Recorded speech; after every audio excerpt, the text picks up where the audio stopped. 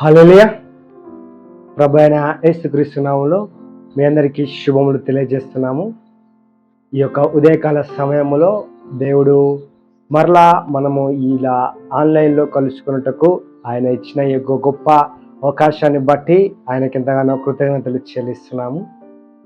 అయితే ఈరోజు యేసుప్రభు వారు సిలువలో ఏమేమి చేశారు అంటే ఒక విషయం గురించి మనము మాట్లాడుకున్నాం. ఒకటవ 2వ కొరింథీయులకు రాసిన పత్రిక 8వ అధ్యాయము 9వ వచనంలో ఏమని రాయబడిందంటే, ఆయన మన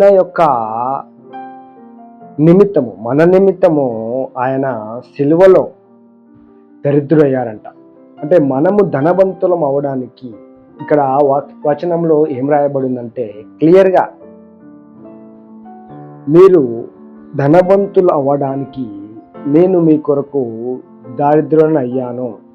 అంటే సిలువలో ఆయనను చూసుకున్నట్లయితే ఆయన మీద ఆయన వస్త్రములను వారు తొలగించిరి. ఆయన యొక్క శరీరం మీద ఏ వస్త్రం కూడా లేకుండా ఆయనను అక్కడ సిలువలో దరిద్రునిగా ఆయన మన నిమిత్తము ఆయన మౌనముగా ఆయన ఎవరు? ఆయన ధనవంతుడై ఉండి మన కొరకు మనము ధనవంతులం అవ్వటానికి ఆయన యొక్క దారిద్ర్యము ద్వారా మనము ధనవంతులం అవ్వడానికి, ఆయన ఐశ్వర్యమును మనం పొందుకోవడానికి, ఆయన స్వరూపంలోకి మనం మారడానికి, ఆయనలాగా మనం మారడానికి, ఆయన భూమి మీద ఉన్నప్పుడు ఆయనకు ఎలాంటి లోటు కూడా లేదు. అక్కడ రెండు చేపలు 5 రొట్టెలు ఉన్నప్పుడు అక్కడ 5,000 మందికి ఆయన పంచి పెడతాడు. అంటే ఆయన భూమి మీద ఉన్నప్పుడు ఆయనకి ఎలాంటి లోటు లేదు, ఏ లోటు ఆయనకు లేదు. సమృద్ధిలో ఉన్నాడు. అక్కడ తుఫానును ఆపాడు. అక్కడ జాలరులు వారు మొదటిగా రాత్రంతా ప్రయాసపడుతూ అక్కడ చేపలు పడతాయేమో అని వారు ప్రయత్నిస్తూ ఉన్నప్పుడు ఆయన చెప్పాడు ఒక మాట, మీరు ఇక్కడ చేపలు మళ్ళీ వల వేయుడి అన్నప్పుడు మరలా వాళ్ళు వల వేసినప్పుడు సమృద్ధి గల పంటను సమృద్ధి గల చేపలను 2 దోణెలు నిండేంతగా వారు పట్టుకున్నారంట చేపలు. అయితే అంతగా చేపలు వారు పొందుకున్నప్పుడు మరి యేసుప్రభు వారు అంతగా సమృద్ధిలో ఆయన 3.5 సంవత్సరాలు ఆయన పుట్టినప్పటి నుంచి 33 సంవత్సరాలు ఆయన ఎక్కడ ఏ లేమియు ఆయన చూడకుండా సమృద్ధిలో ఆయన జీవించాడు. అయితే ఆయన సమృద్ధిలో జీవించడానికి ఆయన సిలువలో ఏమయ్యాడంటే మన నిమిత్తము. ఈ వచనం ఎందుకు రాయబడి ఉంది ఇక్కడ? అరే ఆయన ఎప్పుడు దరిద్రుడయ్యారు? ఆయన పుట్టినప్పటి నుంచి చూసుకున్నట్లయితే ఆయన ధనవంతుడే కదా, ఆయన సమృద్ధిలోనే ఉన్నాడు కదా, ఆయనకు ఎక్కడా లేమి లేదు కదా. అరే యేసుప్రభు వారికి ఈరోజు మంత్లీ ఈ యొక్క ఇల్లు ఖర్చు కట్టుకోవడానికి ఈ యొక్క ఆర్థికపరమైన కొన్ని ఇబ్బందులు వారి కుటుంబంలో వచ్చాయి, వారి తల్లిదండ్రుల్లో వచ్చాయి అన్నట్టు ఎక్కడ మనము చూడము. ఆయన ఆర్థిక పరిస్థితి చాలా దీనంగా ఉండేది. ఆయన పరిస్థితి చాలా ఆయన బిల్స్ పే చేసుకోవడానికి కూడా, ఆయన బట్టలు కొనుక్కోవడానికి కూడా, ఆయన ఏదైనా మీటింగ్లో వారికి పోషించాలన్నా ఆయన దగ్గర డబ్బు లేదే అన్నట్టు ఎక్కడ మనము చూడము. ఏ ప్రాంతంలోనైనా మనం ఇంత మాత్రమును ఆయన ఇక్కడ తక్కువ అయ్యాయి, ఇక్కడ మనకి ఆహారం వీళ్ళకి పెట్టలేకపోయాం కదా ఈ మీటింగ్స్లో అని ఎక్కడ ఆయన అనుకోలేదు. కానీ ఆయన సిలువలో వెళ్ళినప్పుడు ఆయన దరిద్రుడంట. అందుకే అక్కడ రాయబడి ఉంది వచనము, ఆయన మీ నిమిత్తము ఆయన దరిద్రుడయ్యాడు. 2వ కొరింథీయులు 8వ అధ్యాయం 9వ వచనంలో అలా రాయబడి ఉంది. ఏంటి మరి ఎప్పుడు ఆయన దరిద్రుడయ్యారు అని మీరు అడగవచ్చు. కానీ అక్కడ ఆయన సిలువలో మన కొరకు నేకేడ్గా, ఆయన శరీరం మీద ఏ వస్త్రము కూడా లేకుండా ఆయన దరిద్రుడైపోయాడంట. ఎందుకు? మీరు నా దరిద్రము ద్వారా మీరు ధనవంతులు అవ్వడానికి.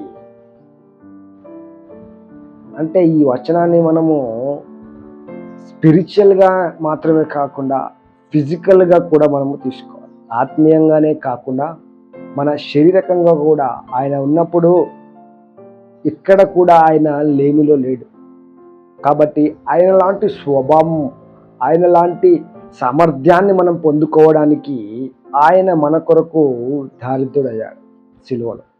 అయితే ఆ సిలువను మనము నమ్మినట్లయితే, మనము నమ్ముచున్నాము కాబట్టి ఆ సిలువ నుండి మనము పొందుకోవాలి.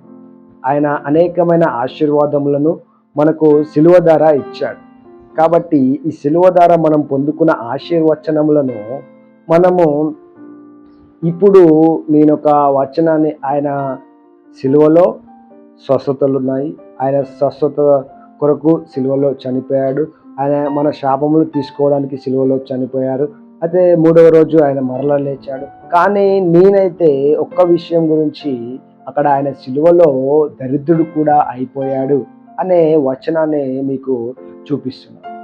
అయితే ఈయన సిలువలో ఆ విధంగా దరిద్రుడైనప్పుడు మనం ఏమవుతాము? మనము ధనవంతులు అవుతాం. ఎందుకంటే ఆయన నీతి ద్వారా, ఆయన యొక్క రక్తము ద్వారా మనము నమ్మిన వారు కడగబడి వారు ఏమవుతారంట? నీతిమంతులు అవుతారు. అయితే నీతిమంతులు, ఒక సామెతలో ఒక వచనం రాయబడి ఉంటుంది, నీతిమంతుల ఇల్లు గొప్ప ధననిధి. అయితే ఇప్పుడు పాపి వద్ద, దరిద్రుని వద్ద ఏ యొక్క సంపద కూడా, సమృద్ధి కూడా ఉండదు.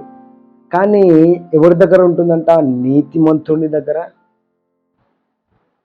పరిశుద్ధుని వద్ద ఐశ్వర్యము ఉంటుంది.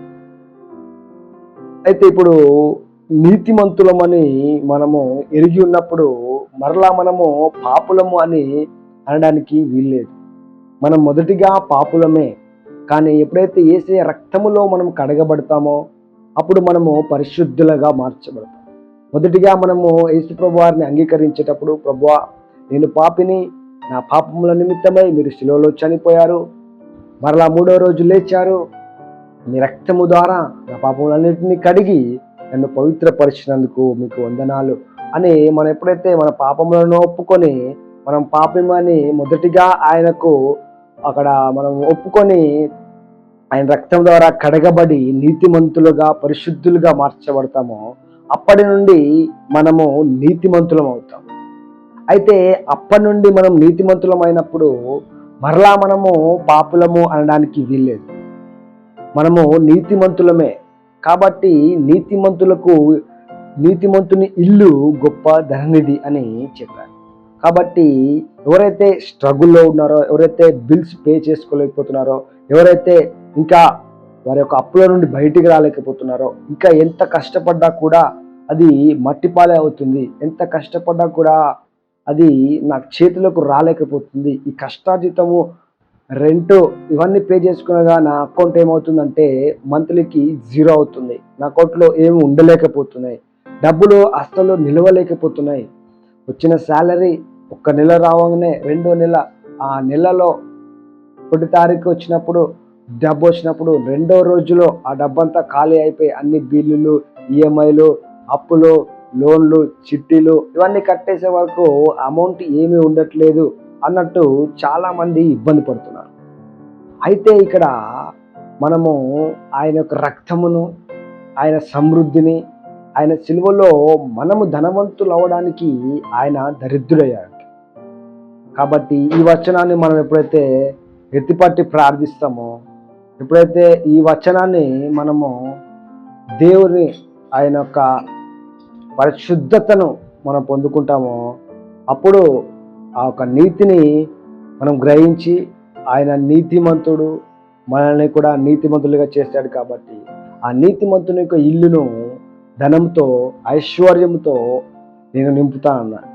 అదేవిధంగా మరలా అబ్రహాము ఆశీర్వాదాన్ని కూడా సిలువలో మనకి ఇచ్చాడు.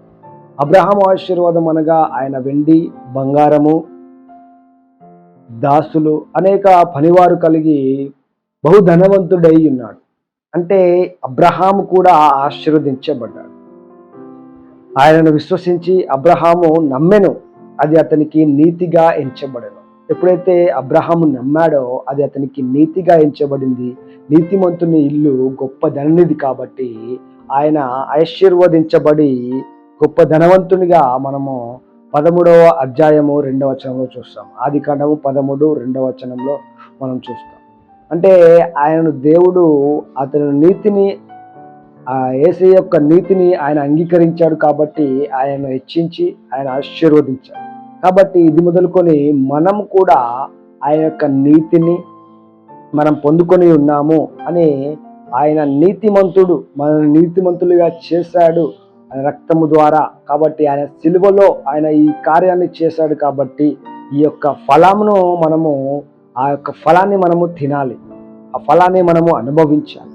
ఆ సిలువలో ఆయన పొందిన గాయముల చేత, ఆయన పొందిన దెబ్బల చేత ఆయన ఏమైపోయాడంట, దరిద్రునిగా ఆ సిలువలో మన కొరకు వేలాడాడు.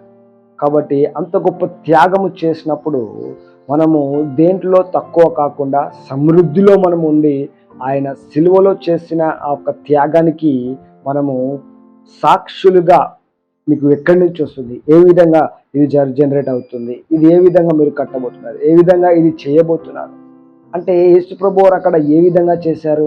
ఆ 5 రొట్టెలను 5,000 మందికి పంచిపెడతారు, ఆ 2 చేపలను 5,000 మందికి పంచిపెట్టి మిగిలిపోయి 12 గంపలుగా వారు ఎత్తారు. అయితే ఈ కార్యము మరి వారు అడగవచ్చు కదా శిష్యులు, ప్రభువా మీరు ఈ కార్యాన్ని ఏ విధంగా చేశారు ప్రభువా, అరే మీరు ఎక్కడి నుంచి తెచ్చారు, ఇప్పుడే ఎక్కడి నుంచి తెచ్చారు ప్రభువా అని అక్కడ ఎవరు ఆయన్ను ప్రశ్నించలేకపోయారు. ఆయన చేసిన కార్యములను చూసి ఎవరు ప్రశ్నించలేదు. అయితే మీరు చేసిన కార్యములను ఎవరు ప్రశ్నించలేదు. కాబట్టి మనం ఎప్పుడైతే ఇలాంటి కార్యాలను మన జీవితంలో చూస్తామో, సమృద్ధి గల జీవితాన్ని చూస్తామో, నో వన్ విల్ ఆస్క్, ఎవరు కూడా ఇది ఎలా వచ్చింది అని అడిగే మాట వారి దగ్గర నుంచి రాదు. అరే ఏ విధంగా మీరు ఇల్లు కొనుక్కున్నారు, ఏ విధంగా ఆ అప్పుల నుండి బయటికి వచ్చారు, ఏ విధంగా ఆ ఇంటి రెంట్ని మీరు పే చేస్తున్నారు, ఏ విధంగా మీరు సమృద్ధిలో సమాధానముగా, ఏ స్ట్రగుల్, ఫైనాన్షియల్ స్ట్రగుల్ లేకుండా ఏ విధంగా జీవిస్తున్నారు, ఏ లోన్ లేకుండా, ఏ యొక్క టెన్షన్ లేకుండా, ఏ కష్టము, ఈరోజు కష్టపడితేనే కానీ నా జీవితము గడవదు అనే మైండ్ సెట్ లేకుండా ఏ విధంగా బతుకుతున్నారు, రెస్ట్లో ఏ విధంగా బతుకుతున్నారా అంటే, ఇప్పుడు దావీదు ఏ విధంగా అయితే కష్టపడి ఆయన ఆ యొక్క 40 సంవత్సరాలు రాజుగా ఉన్నప్పుడు ఆయన అన్ని యుద్ధాలు, చాలా గొప్ప కార్యాలు, వాటన్నిటి రాజ్యాలను జయిస్తూ ఇలా కష్టపడుతూ ఆయన జీవితాన్ని గడిపాడు. అయితే తన కుమారుడు సొలొమోను వచ్చినప్పుడు వారి జీవితంలో సమాధానం వచ్చిందంట. సమాధానము, ఏ గొడవ లేకుండా, ఏ ఇబ్బంది లేకుండా, ఆర్థికపరమైన ఇబ్బంది లేకుండా సమాధానము, సొలొమోను అనగా సమాధానము. అయితే ఆ సమాధానం అనేది ఈ వారందరికీ వచ్చేసిందంట. సమాధానము, అక్కడున్న ఆ ప్రజలకు కూడా సమాధానం, ఏ యుద్ధము లేదు, ఏ గొడవ లేదు, ఏ ఫైనాన్షియల్ స్ట్రగుల్ లేదు, ఏ ఇబ్బంది కూడా వారికి లేదు.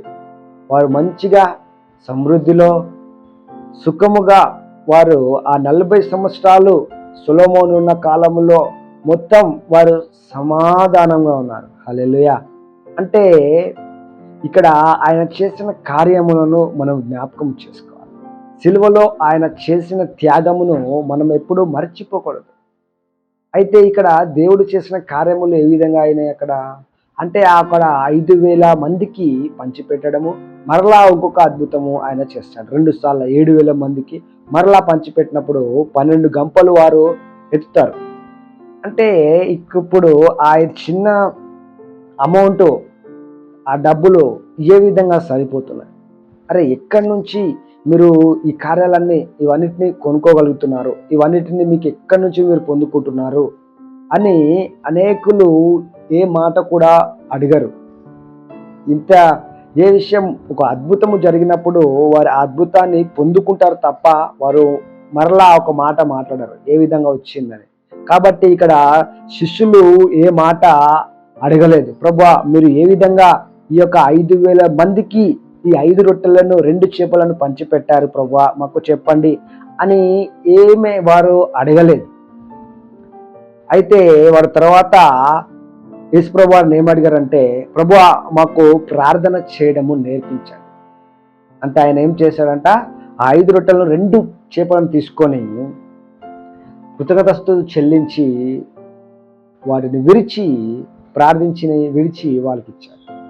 అయితే మనము కూడా ఎప్పుడైతే మన శాలరీ వచ్చినప్పుడు, మన యొక్క ఆర్థికపరమైన పరిస్థితులు వచ్చినప్పుడు ఆయన కృతజ్ఞతలు చెల్లించి, ప్రభువా ఈ యొక్క ఈ కొంచెమును అవునయ్య సమృద్ధిగా మార్చు అని ఎప్పుడైతే మనము ప్రార్థిస్తామో ఆ కొద్దిగా కూడా మిగిలిపోయేటట్టు ఆయన చేయగలడు. హల్లెలూయా. అది మిగిలిపోయి 12 గంపలు ఎత్తేటట్టు ఆయన సమృద్ధిలోకి మనల్ని నడిపించగలడు. హల్లెలూయా. ఆయన ఆల్ఫా ఒమేగా అయి ఉన్న దేవుడు. ఆయన నిన్న నేడు ఏకరీతిగా ఉన్న దేవుడు, రేపు కూడా ఏకరీతిగా ఉన్న దేవుడు. కాబట్టి ఆయన అక్కడ 5 రొట్టెలను 5,000 మందికి పంచిపెట్టే సామర్థ్యాన్ని ఇచ్చినప్పుడు అలాంటి సామర్థ్యాన్ని మనకు కూడా ఇచ్చుటకు ఆయన సిద్ధంగా ఉన్నాడు. అయితే తండ్రి ఏ విధంగా కుమారుని ప్రేమించి కుమారుని చేత ఆశ్చర్యకార్యాలు అద్భుతాలు చేశాడో, అదేవిధంగా శిలువ ద్వారా ఆయన మనకి ఆయన ఆత్మను ఇచ్చి ఆయనలాగానే మనము జీవించి ఆయనలాగానే ఆయనను చూపించే వారిగా ఈ భూమి మీద ఉండాలని ఆయన యొక్క ప్రత్యేకమైన ఆశ. కాబట్టి ఆయన రూపంలోకి మనం మారేటట్టు, ఆయనలాగా మనము జీవించేటట్టు, ఆయన సమృద్ధి గల జీవితాన్ని మనం భూమి మీద జీవించే వారిగా ఆయన యొక్క సిలువను మనము ప్రతిరోజు జ్ఞాపకము చేసుకొని ఆయన చేసిన త్యాగంలో అన్నిట్లో ఆ యొక్క స్వస్థతనే కావచ్చు, ఆ సమృద్ధి అనే కావచ్చు, ఆయన చేసిన ఆ త్యాగమును మనము ఒక రుజువుగా ఒక రిఫ్లెక్టింగ్గా మనము ఉండాలి. ఎందుకంటే ఆయన చేసిన త్యాగము చిన్న త్యాగము కాదు.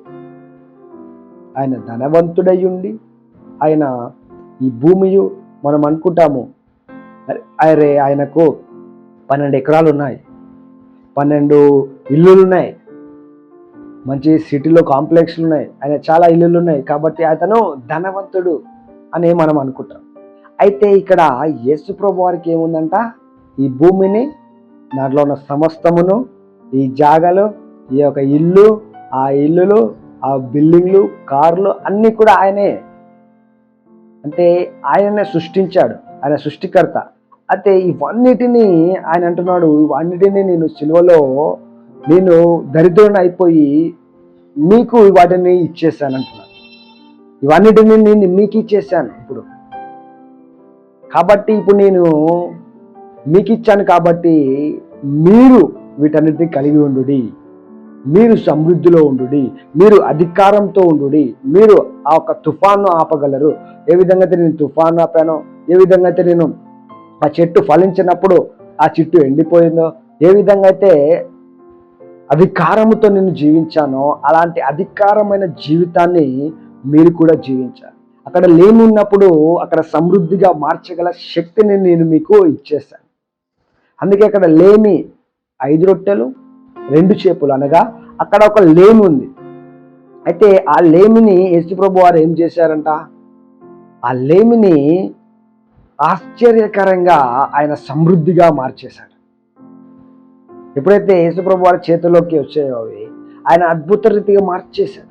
అయితే మనలో లేమి ఉన్నప్పుడు, మన కుటుంబంలో ఆర్థికపరమైన ఇబ్బంది ఉన్నప్పుడు, ప్రభువా ఇదిగో ఇది మీ చేతిలోకి ఇస్తున్నాం, ఇదిగో మీ చేతులలో ఈ యొక్క చిన్న అమౌంట్ను నేను మీకు ఇస్తున్నాం ప్రభా, మీ ముందు పెట్టి ప్రార్థిస్తున్నాం ప్రభా. అవునయ్యా, దీనికి సమృద్ధిగా అవునయ్యా సరిపోయి మిగిలేవారిగా అనేకులకు మేము పెట్టేవారిగా మమ్మల్ని మార్చండి అని ప్రార్థించిన తర్వాత మనం వాటిని వాడాలి.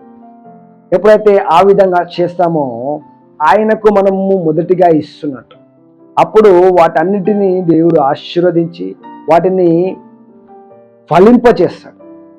అప్పుడు అనేకులకు మిగిలిపోయేవారిగా మనం ఉంటాం. అది చిన్నదే అవ్వచ్చు, కానీ ఆయన అక్కడ 2 చేపలే, అక్కడ 5 రొట్టెలే, కానీ 5,000 మంది పురుషులు, అక్కడ పురుషులను మాత్రమే లెక్కించారు. అంటే అక్కడ పిల్లలున్నారు, స్త్రీలున్నారు.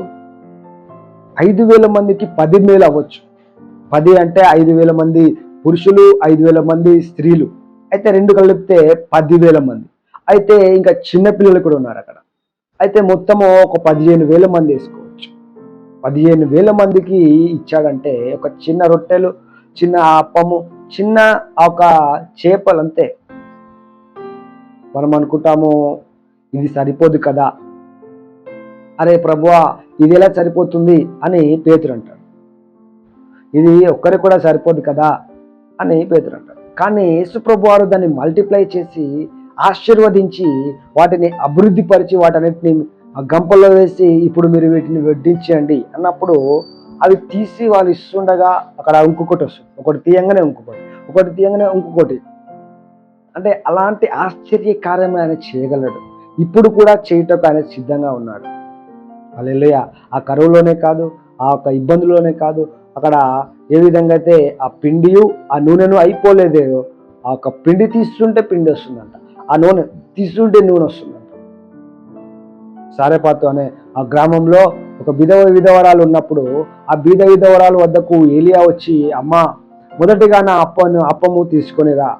అప్పుడు తీసుకొచ్చినప్పుడు ఆ అప్పము ఇచ్చినప్పుడు, ఆ అప్పము ఆశీర్వదించబడినప్పుడు వారి ఇంట్లో, అమ్మ మీ ఇంట్లో పిండి అయిపోదు, నూనె అయిపోదు, యెహోవా సెలవిస్తున్నాడని అప్పటి నుండి వారి కుటుంబంలో పిండి తీసినా అయిపోతలేదు, నూనె తీసినా అయిపోవట్లేదు. అంటే దేవుడు ఆ విధంగా ఆశీర్వదించగల దేవుడు. ఇప్పుడు కూడా అలాంటి ఆశ్చర్య కార్యములు చేసి ఆయనను మహిమపరుచుకొని ఆయన యొక్క సిలువను, ఆయన మన కొరకు చేసిన త్యాగమును ఆయన చూపించుటకు సిద్ధంగా ఉన్నాడు. హల్లెలూయా. కాబట్టి వాటిని మనం విశ్వసించి ధ్యానించి వాటి ప్రకారము మనము పొందుకొని ఆ సమృద్ధిని మనం ఎప్పుడైతే చూపిస్తామో, సమృద్ధిని చూపించకపోవడం ద్వారా అనేకులు అరే ఈ దేవుడు ఏమి ఇవ్వడేమో అనే ఒక మైండ్ సెట్ అందరికీ వెళ్ళిపోతుంది. అరే ఈయన ఏమి ఇవ్వడు కదా, మేము అక్కడికి వెళ్తాము, అక్కడ వెళ్తే మాకు ఆశీర్వదించబడతాము, మాకు సమృద్ధి వస్తుంది, డబ్బులు వస్తాయి, ఐశ్వర్యం వస్తుంది అని అనేక ప్రాంతాల్లోకి, అనేక ఉన్న పెద్ద పెద్ద ప్రాంతాల్లోకి వాళ్ళు వెళ్తారు. కానీ ఇక్కడికి ఎందుకు రారు? దేవుని వద్దకు ఎందుకు రారు? ఎందుకు రారంటే వారు చూశారు ఎవరిని? వారి యొక్క ప్రజలను చూశారు, దేర్ లైఫ్ స్టైల్ చూశారు. వారేంటి ఇలా ఉన్నారు, వీరేంటి ఇలా ఉన్నారు అని వాళ్ళు ఒక అంచనాకు వచ్చి వీరి దగ్గరికి వస్తే ఏమి రాలేదే, వీరేమి పొందుకోలేకపోయారు కదా, మనం వెంబడిస్తే మనకేమొస్తుంది అని వారు ఆ విధంగా ఆయన దగ్గరికి రాలేకపోతున్నారు. ఎందుకు రాలేకపోతున్నారు? ఎందుకంటే ఆయనను చూపించేవారు లేరు. ఎవరో ఒకరు, ఇద్దరు, ముగ్గురు ఆశీర్వదించబడడం ద్వారా వారు మంచిగా దేవుడు వారిని సమృద్ధిలోకి ఆశీర్వదించాడు కదా అని వారి ఆశీర్వాదములను చూసి వారు కొంతమంది మాత్రమే ఫాలో అవుతున్నారు. కానీ ఆయన అందరినీ, ఒక వచనం ఉంటుంది, ఆయన అందరినీ ఆశీర్వదించుటకు సమర్థుడు, ఐశ్వర్యవంతుడై ఉన్నాడంట. అందరినీ ఆశీర్వదించుటకు ఆయన ప్రతి ఒక్కరిని, ఇప్పుడు పరలోక రాజ్యంలో వెళ్ళినట్లయితే అక్కడ మీరు మిడిల్ క్లాస్ అండి, మీరు పూర్ అండి, మీరు రిచ్ అండి అని ఎక్కడ ఉండదు. అక్కడ మొత్తం అందరూ రిచ్లోనే ఉంటారు. అక్కడ అందరూ సమృద్ధిలో, ఐశ్వర్యంలోనే ఉంటారు. అయితే మరి పరలోక రాజ్యంలో ఏముంటుంది? పరలోక రాజ్యంలో మనము ఎంటర్ అయినప్పుడు మనం ఏం చూస్తాం? మొదటిగా బంగారము రోడ్లను చూస్తాం, బంగారపు రోడ్లు. అయితే మీరు బంగారపు రోడ్ల మీద మీరు నడిచేవారై ఉండి మీరు ఆ సమృద్ధిని భూమి మీద ఎందుకు చూడలేకపోతున్నారు? ఎందుకంటే మీరు విశ్వసించిన దాని ప్రకారము మీరు నడుస్తారు. అయితే మీరు విశ్వసిస్తుంది ఏంటి? పరలోక రాజ్యంలోనే మేము సమృద్ధిని చూస్తాము, పరలోక రాజ్యాన్ని మేము ఆ బంగారపు రోడ్లోనే నడుస్తాము, కానీ ఈ భూమి మీద మాత్రం మేము ఈ యొక్క సీసీ రోడ్ మీదనే నడుస్తాము, ఈ సీసీ రోడ్ మీదనే నడుస్తాము, ఈ కంకర్ రోడ్ మీదనే, ఈ మట్టి రోడ్ మీదనే నడుస్తాము అని మీరు డిసైడ్ అయినప్పుడు మీ యొక్క నమ్మకము, మీ యొక్క బిలీఫ్, నేను ఇలానే వెళ్తాను అంటే ఇక మనం ఏం చేయలేము.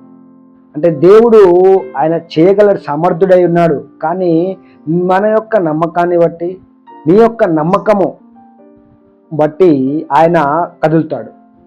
మన విశ్వాసము, ప్రభువా మీరు ఆ యొక్క బంగారు వీధుల్లో మమ్మల్ని నడిపిస్తున్నారే, ఆ బంగారు వీధుల్లో మమ్మల్ని నడిపించే వారై ఉన్నారు కదా, మరి ఇక్కడ భూమి మీద కూడా మేము సమృద్ధిని చూడాలి కదా. ఎందుకంటే అక్కడ ఒక వచనం రాయబడి ఉంటుంది, ప్రభువా నీ చిత్తము. అందుకే ఆయన అడుగుతారు, శిష్యులు వచ్చి అడుగుతారు, ప్రభువా మాకు ప్రార్థించుట నేర్పించండి.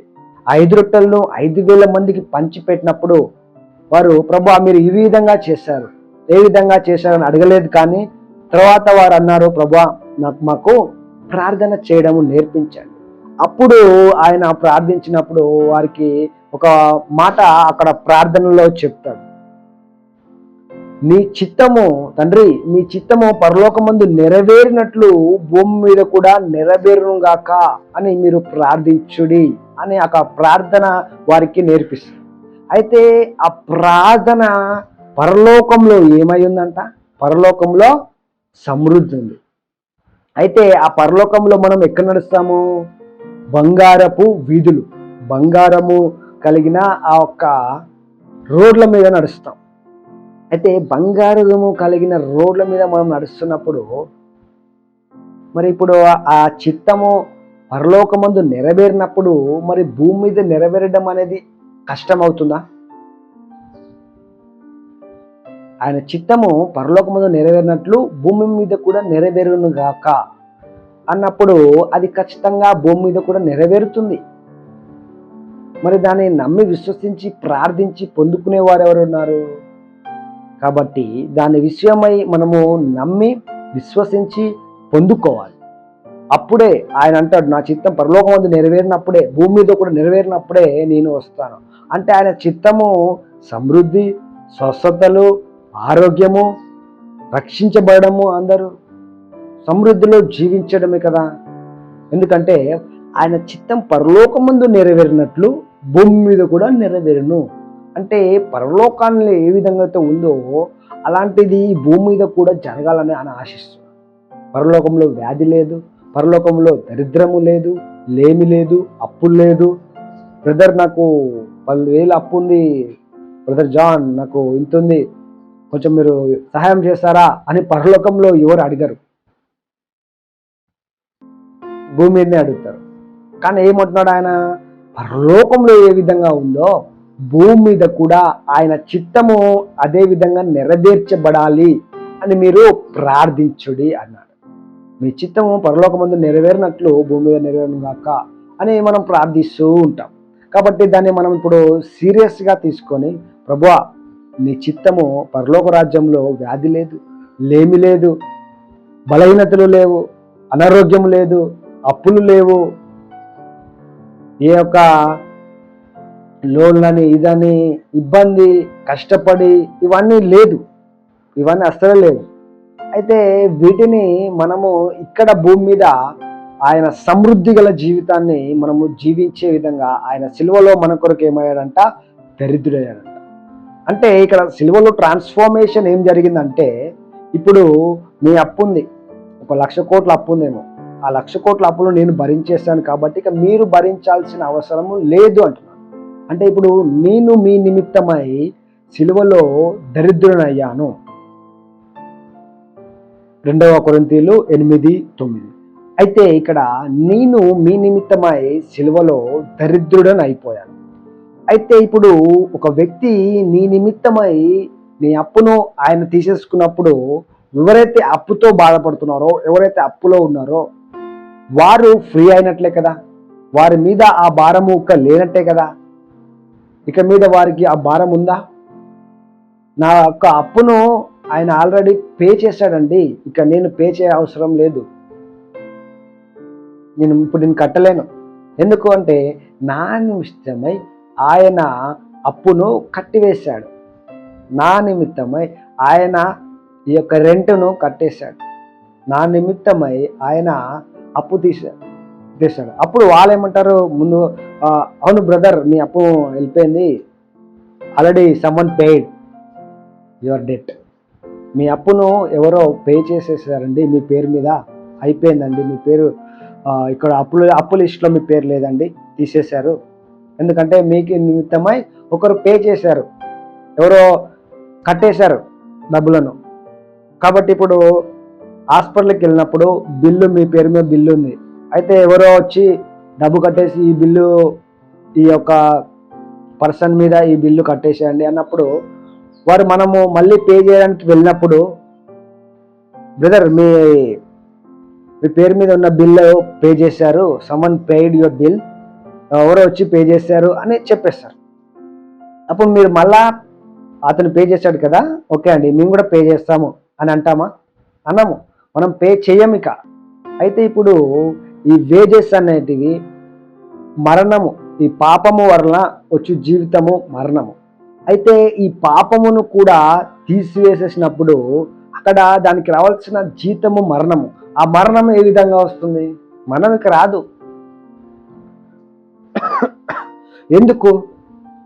ఎందుకంటే ఆల్రెడీ ఒకరు దాన్ని తీసివేస్తారు. దానిని, దరిద్రాన్ని, వ్యాధిని, లేమిని, మరణాన్ని, వీటన్నిటిని ఆయన సిలువలో కొట్టివేసేసినప్పుడు, వాటిని తీసివేసేసినప్పుడు అప్పుడు అది నీకెలా వర్తిస్తుంది? ఇప్పుడు అది నీకు వర్తిస్తుంది అంటే ఆల్రెడీ సమ్మన్ పెయిడ్ కదా, ఆల్రెడీ ఎవరో దాని గురించి వెల చెల్లించారు కదా.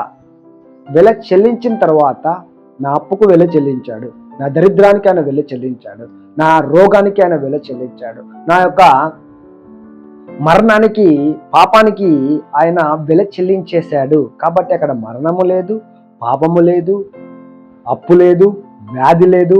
ఇవన్నిటినీ ఆయన తీసేసుకున్నాక అవి మళ్ళా మనకు అప్లై అవుతున్నాయి, మరలా మనకి ఇబ్బందిగా అవి ఉన్నాయి అంటే మనము దాన్ని బట్టి క్లెయిమ్ చేయాలి. ప్రభువా, ఆ సిలువలో మీరు తీసేసుకున్నారు కదా, మరి మరలా ఇంకానూ నేను ఎందుకు వీటిని భరించాలి? మాతో క్లియర్గా మాట్లాడండి, మాతో క్లియర్గా జవాబు దయచేసి మమ్మల్ని విడిపించండి అని మనము ఆయనను ఆ యొక్క సిలువను బట్టి ప్రార్థించి, ప్రభువా మీరు మా నిమిత్తమై సిలువలో ఈ యొక్క దరిద్రాన్ని, ఈ యొక్క వ్యాధిని, ఈ యొక్క మరణాన్ని, పాపము వలన వచ్చే జీవితము మరణము, ఆ పాపాన్ని తీసివేశారు. కాబట్టి మరణం కూడా ఉండదు. ఎందుకంటే పాపము ద్వారా మరణం వచ్చింది, ఆ పాపము లేనప్పుడు మరణం కూడా ఉండదు.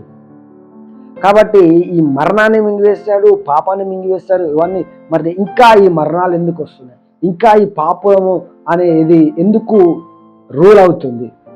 ఎందుకు అది రెయిన్ చేస్తుంది? ఎందుకు అది ప్రభుత్వం చేస్తుంది? మరణం ఎందుకు ఏలుతుంది?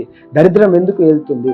ఈ వ్యాధులు ఎందుకు ఏలుతున్నాయి అని ప్రభు అయిన యేసు ప్రభు వారిని మనము ప్రార్థించినట్లయితే, తండ్రి యేసు ప్రభు వారిని ఆ యొక్క సిలువలో మా నిమిత్తము బలి చేశావు కదా, మరి ఇవన్నీ మా మీద పని చేయకూడదు కదా అని తండ్రిని ఎప్పుడైతే మనం వేడుకుంటామో, ఎప్పుడైతే ఈ విధముగా మనం ప్రార్థిస్తామో, ప్రభువా ఈ యొక్క అస్వస్థత, అనారోగ్యము తండ్రి మీరు యేసు ప్రభు వారి మీద వేసేశారు, ఈ అప్పును, ఈ వ్యాధిని, ఈ యొక్క దరిద్రాన్ని మీరు వేసేశారు కదా, మరి ఇంకానూ నేను ఎందుకు భరించాలి? నేను ఇంకానూ ఎందుకు ఈ యొక్క సిచ్యువేషన్లో ఇలా ఈ యొక్క ఆర్థిక పరమైన ఇబ్బందుల్లో ఇరుక్కుపోవడం ఎందుకు ప్రభువా అని మనం మరలా ఆయన ప్రార్థించినట్లయితే ఖచ్చితంగా ఆయన ఈ ప్రార్థనకు జవాబిస్తాడు. ఖచ్చితంగా ఆయన ఈ ప్రార్థనను విని ఆయన కుమారుని ఏ విధంగా సిలువలో బలి ఇచ్చి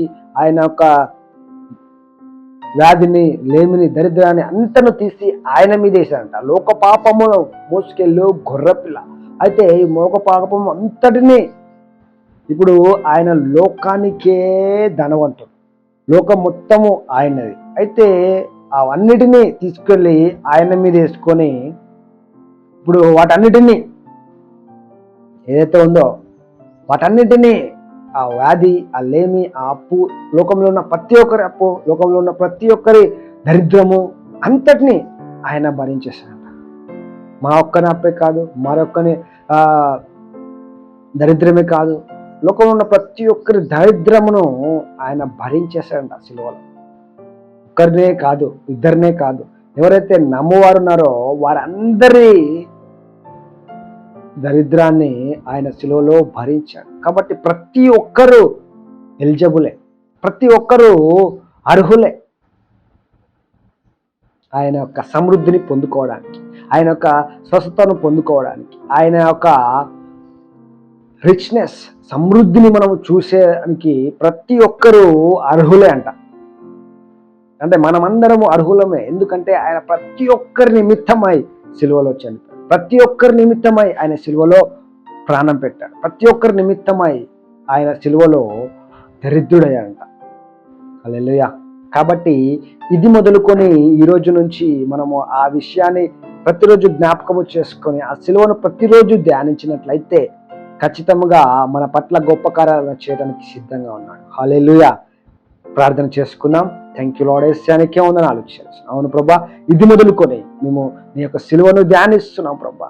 ఒక విషయమై అవునయ్యా, నువ్వు ఆ సిలువలో మా దరిద్రాన్ని మీరు భరించేశారు కాబట్టి ఈ యొక్క సిలువలో మీరు చేసిన త్యాగమును బట్టి మీకు వందనాలు చెల్లిస్తున్నాం ప్రభా. Thank you Holy Spirit. అవునయ్యా, చాలా మంది అప్పులతో ఉన్నారు ప్రభా, చాలా మంది ఇరుకులో ఉన్నారు ప్రభా, చాలా మంది రెంట్ కట్టుకోలేకపోతున్నారు, చాలా మంది ఎడ్యుకేషన్లో కూడా అవునయ్యా తన పిల్లలను చదివించలేకపోతున్నారు ప్రభా. అవునయ్యా, ఇక్కడి నుంచి లక్షలు లక్షలు తెచ్చి మేము చదివించాలి అంత స్తోమత మాకు లేదు అనుకుంటున్నారు ప్రభా. కానీ ఆ ఒక్క పరిస్థితిని, ఆ ఒక్క లేమిని ఆయన సిలువలో భరించి మీకు సమృద్ధిని ఇచ్చేశాడు అనే యొక్క జ్ఞానమును వారికి దయచేయమని ప్రార్థిస్తున్నాం ప్రభా. ఇప్పుడే అవునయ్యా, సమ్ పీపుల్ అవును ప్రభా, కొంతమందికి 15,000, ₹1,00,000, 2,00,000 ఈ యొక్క అప్పులను బట్టి వారు సూసైడ్ చేసుకోవాలని తలంపులో ఉన్నారు ప్రభా. వాళ్ళని విడిపించండి ఇప్పుడే. అవునయ్యా, అప్పుల బాధతో వారు చనిపోవాలని ఆశిస్తున్నారు ప్రభా. ఎవరైతే అప్పుల బాధతో చనిపోవాలని ఉన్నారో ప్రభా, అవునయ్యా వారిని ఇప్పుడే నీ కనికరము చూపించండి, నీ దయగల హస్తము చేత అవునయ్యా మీరు ఇచ్చిన సమృద్ధిని వారు రుచి చూసే విధంగా వారిని అప్పుల నుండి బయటికి తీసుకురావాలి. 5 లక్షల అప్పుతో బాధపడుతున్న ఒక వ్యక్తి ప్రభా, ఆ 5 లక్షల అప్పులను ఈ రాత్రి తీసివేయమని ప్రార్థిస్తున్నాం ప్రభా. ఎప్పుడైతే ఆ 5 రొట్టెలు 5,000 మందికి అదే రోజు వారు ఆ యొక్క 5 రొట్టెలను 5,000 రొట్టెలు 5,000 మందికి పంచి అదే రోజు వారు 12 గంపలతో మిగిలిపోయారు ప్రభా. అదేవిధంగా ఎవరైతే 5 లక్షలతో అప్పుతో బాధపడుతున్నారో ప్రభా, లార్డ్ ఇప్పుడే వారిని విడిపించారు, ఆ అప్పు నుండి విడిపించి మనం ప్రార్థిస్తున్నాం ప్రభా. Thank you lord father. ఇప్పుడే వారిని విడిపిస్తున్నందుకు వందనాలు చెల్లిస్తాను. నీ యొక్క గాయపడ్డ హస్తం చేత మీరు ఆ సిలువలో దరిద్రులయ్యారు ప్రభా. అవునయ్యా, కాబట్టి ఇప్పుడే సమృద్ధిగా ఆ ఒక 5 లక్షలు వారికి దయచేసి విడుదల దయచేయమని ప్రార్థిస్తున్నాం ప్రభా. అవునయ్యా, వారు ఆ చనిపోవాలనే ఆత్మ నుంచి విడుదల దయచేయాలి. మీరు సమృద్ధి గల వారికి ఇవ్వగల దేవుడు ప్రభా. కాబట్టి ఇప్పుడే వారికి దయచేయమని ప్రార్థిస్తున్నాం ప్రభా. నీకు అసాధ్యమనేది లేదు ప్రభా. మేము నమ్ముచున్నాం ప్రభా, విశ్వసిస్తున్నాం ప్రభా. ఇప్పుడే ప్రభా, లెట్ దిస్ లైవ్ అవునా ఎవరైతే చూస్తున్నారో ప్రభా, అవునయ్యా ఇప్పుడే వారు అద్భుత రీతిగా పొందుకోవాలి ప్రభా. లార్డ్ మీరు రుజువులు చూపించే దేవుడు ప్రభా. రుజువు నిశ్చయముగా నేను సిలువలో మీ కొరకు బలి అయ్యాను కదా, నిశ్చయతను వారికి చూపించండి ప్రభా. నిశ్చయముగా ఆ యొక్క అద్భుతములు చేసే సాక్ష్యము దయచేయమని ప్రార్థిస్తున్నాం ప్రభా. ఆశ్చర్యకరంగా ఆ ఒక 5 లక్షల అప్పును తీసివేసి సమృద్ధిలోకి వారు నడిపించి ఆ గొప్ప సాక్ష్యాన్ని వారికి దయచేయమని నజరేయుడైన యేసుక్రీస్తు నామములో ప్రార్థిస్తున్నాం తండ్రి. ఆమేన్, ఆమేన్, ఆమేన్. God bless you. We will meet you another day. మరొక రోజు మరలా మనము దేవుని చిత్తానుసారంగా లైవ్లోకి మళ్ళా వద్దాము. దేవుని యొక్క పరిశుద్ధమైన ఆయన యొక్క మహిమ గల ఐశ్వర్యమును ఆయన మీకు సమృద్ధిగా దయచేయాలని నేను ఆశిస్తున్నాను. Thank you. God bless you. Amen.